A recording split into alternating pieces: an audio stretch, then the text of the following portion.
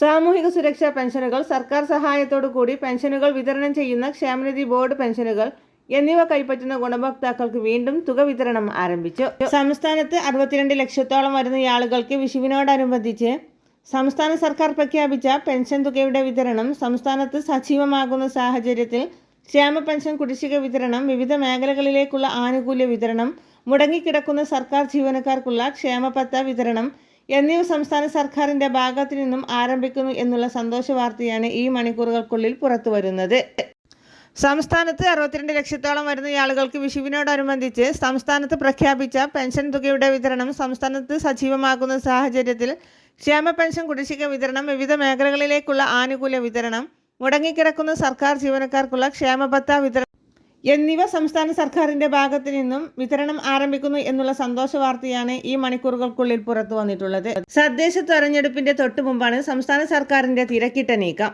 വരാൻ പോകുന്ന തദ്ദേശ തെരഞ്ഞെടുപ്പുകൾക്ക് മുന്നോടിയായി പെൻഷൻ ഉൾപ്പെടെയുള്ള ആനുകൂല്യങ്ങൾ കുടിശ്ശിക തീർത്ത് വിതരണം ആരംഭിക്കുന്നതിന്റെ ഭാഗമായി ഏപ്രിൽ മാസത്തിൽ ഗുണഭോക്താക്കൾക്ക് 3 ഗഡുക്കളിൽ 1 ഗഡു കൂടി എത്തിച്ചേരും.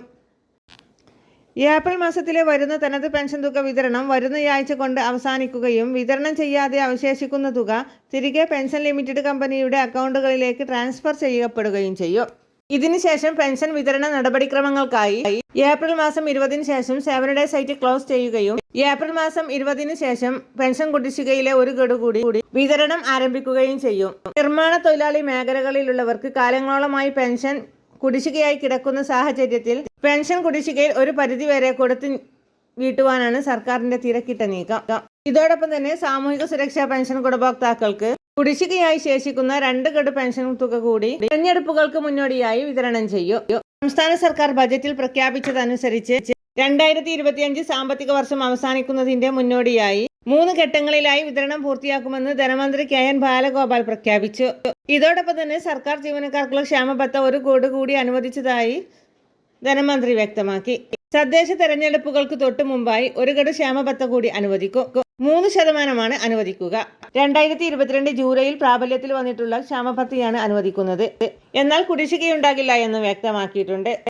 തദ്ദേശ തെരഞ്ഞെടുപ്പുകൾ ഒക്ടോബറിൽ നടക്കുന്ന സാഹചര്യത്തിലാണ് ശമ്പളം, പെൻഷൻ, ക്ഷേമ പെൻഷൻ എന്നിവയടക്കമുള്ള വിവിധ മേഖലകളിലേക്കുള്ള കുടിശ്ശിക തീർത്ത് വിതരണം ആരംഭിക്കുന്നത്. ജീവനക്കാർക്ക് സെപ്റ്റംബറിലെ ശമ്പളത്തിലായിരിക്കും ക്ഷേമബത്ത അനുവദിക്കുക. ഇതോടൊപ്പം തന്നെ ജീവനക്കാർക്ക് സെപ്റ്റംബറിലെ പെൻഷനോടൊപ്പം ക്ഷേമാശ്വാസവും ലഭിക്കും. വിവിധ മേഖലകളിലെ ആനുകൂല്യങ്ങൾ തീർത്ത് വിതരണം ചെയ്യുന്നത് ഗുണഭോക്താക്കൾക്ക് ആശ്വാസകരമായി തീരും. വരും ദിവസങ്ങളിലെ എല്ലാവിധ സർക്കാർ അറിയിപ്പുകളും നേരത്തെ തന്നെ നിങ്ങളിലേക്ക് എത്തുവാനുണ്ട്. ഈ ചാനൽ സബ്സ്ക്രൈബ് ചെയ്യുക.